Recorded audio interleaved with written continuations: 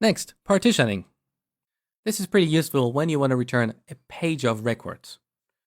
So imagine we want to display courses in pages, and the size of each page is 10. So to get courses in the second page, we use context.courses.skip. So skip 10 records, and then take another 10 records. That's it. That returns courses in the second page. Next, element operators. These operators are pretty useful. So far, all we have returned was a list of courses or a list of authors. What if you want only a single object or the first object in the list?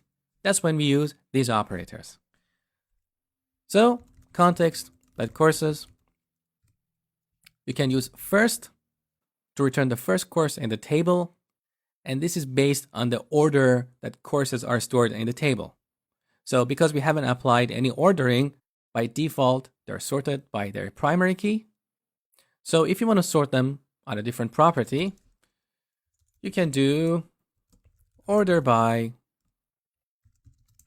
say, level, and then select the first one.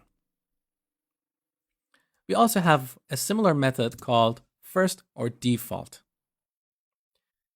With the first method, if this courses table or this courses list is empty, you're going to get an exception when you call the first method. So we can use the first or default. In this case, it's going to return null in case there are no records in the target source. Also note that both these methods have overloads. So you can use them without any arguments, just like we have done so far, or you can supply a predicate, a condition. So we can say, give me the first course that its price is greater than, say, $100. Similar to the first method, we also have a method called last. Context.courses.last, and we also have last or default. But remember, the last method cannot be applied when you are working with a database like SQL Server. These methods are all part of LINQ, and as I told you at the beginning of this section, LINQ can be used with different data stores like XML, SQL Server, objects in memory, and so on. So these are the basic operations that are defined in LINQ. Not all of them can be translated into SQL.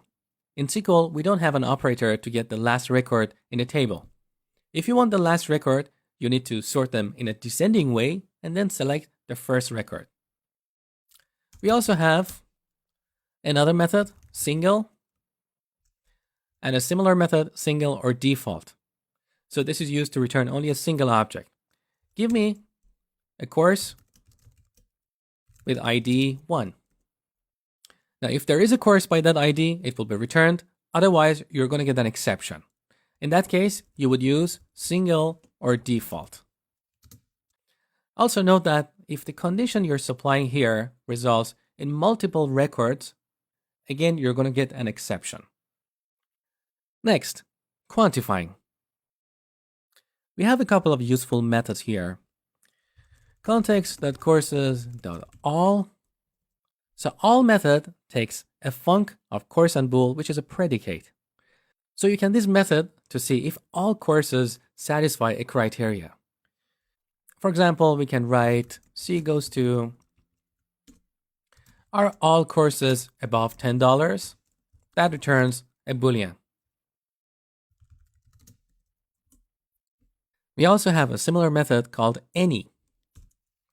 So context.courses.any, again, you supply criteria. Do we have any courses that is in level 1? Like that. And last one, aggregating. Sometimes you may just want to get the count of courses in the database. You don't want to read all these courses. So context.courses.count. That returns an integer. We also have average, sum, max, and min. So let's say we want to find the price of the most expensive course in the database. So context.courses.max, of course, goes to price. We also have min and average.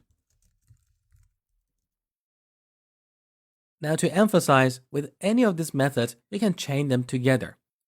For example, imagine we want to find the count of all courses in level 1. So courses dot where c goes to level equals 1 count.